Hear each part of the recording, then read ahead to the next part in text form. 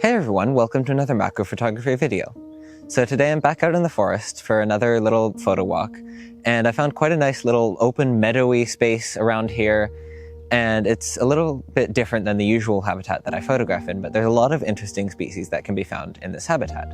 So yeah, I'm just going to head out for a little walk and see what I can find.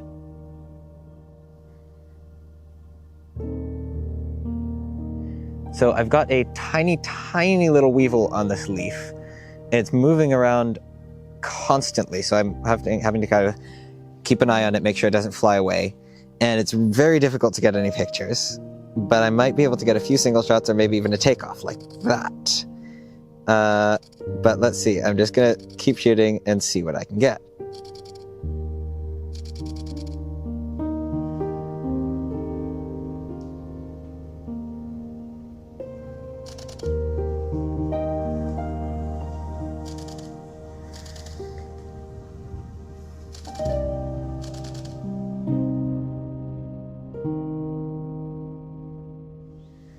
So another interesting scene that's on this little black cherry, I think it is, bush, is there's a lot of green aphids here, and they're all being tended by ants.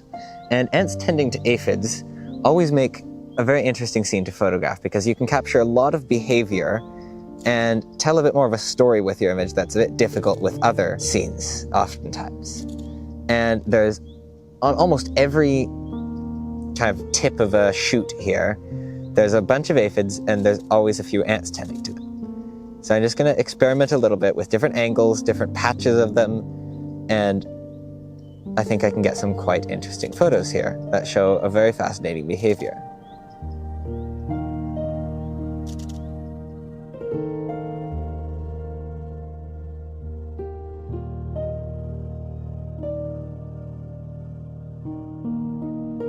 So this little moth here has one of the longest German insect names that I know.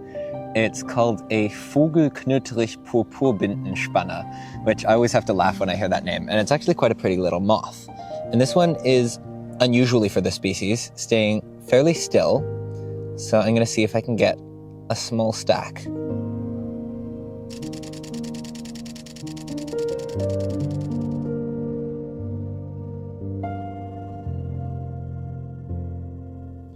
So right here I found one of the things I was really hoping to find at this location, which is this plant right here. And this is a mullein, which is a kind of plant. They grow really tall and have a quite tall flower stalk that grows in the middle. But when you find them at a younger age like this, or even actually at any stage, there's quite a lot of weevil species that live on mullein plants and that feed on mullein plants. And one of them is this one right here, which is in the genus Cygnustech, and it's quite a pretty species. It's got a little black spot on its back, and they look really nice if you go for a portrait. So that's what I'm gonna do. I'm gonna try and frame it up and get a good angle, and then shoot a little stack.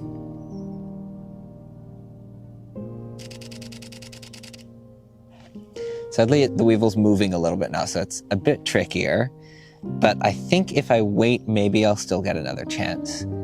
And maybe I can get another shot.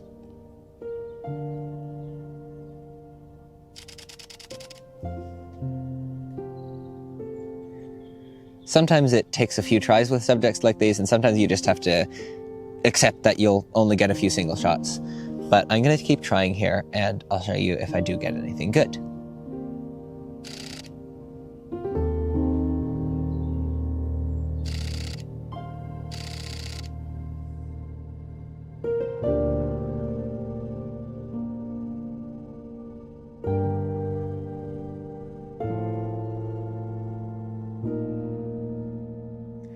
So right here I found a beautiful patch of maiden pink, which is a really nice looking species of pink flower. And there's, on one of them, a little black beetle sitting there. And I really like compositions like this, where you've got an insect sitting kind of in the middle of a flower like this. And I like shooting them top down, something like this. And you can see that you've got a bit more interesting composition than if I just cropped in really close to the beetle. There's a little bit more space, a little bit more breathing room around it.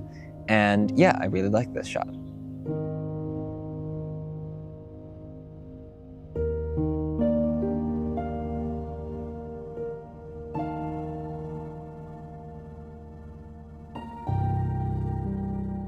So right here next to this little bush here, I've spotted a little sand lizard, which is one of the 2 lizard species we have here. And I don't get a chance to photograph these very often, so it's quite a cool opportunity. And as I've been following it around, getting a few video clips as well, it's actually climbed up a little bit onto the trunk. And it's in quite a nice spot, so I'm gonna see if I can get a shot of this like this. And it's a little bit tricky to find a nice framing with all the leaves, but I think that will look quite nice.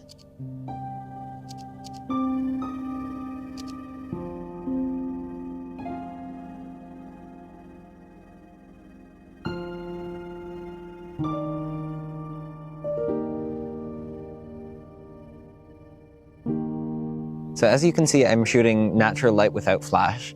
And in this case, that's just because I want the flexibility to go for a much wider composition and shoot from further away. And the problem with a diffuser is that it only covers the area really close to the lens.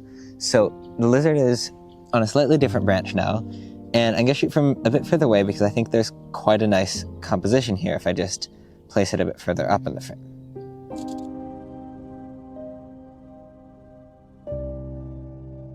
And then after that, since it's staying quite still, I might actually try for a close-up portrait stack.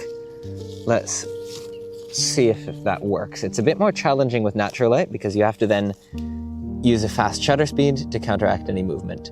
But I think I've got a decent looking framing here, and I'm just going to shoot a burst and move the camera forwards a bit.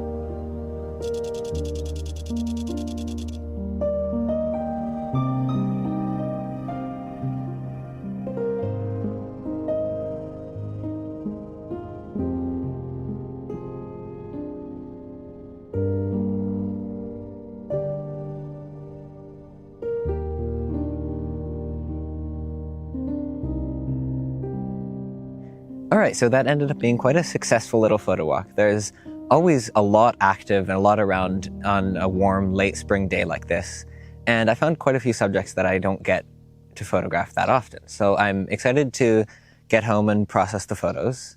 And yeah, thank you very much for watching. I hope you enjoyed this video, and see you in the next one.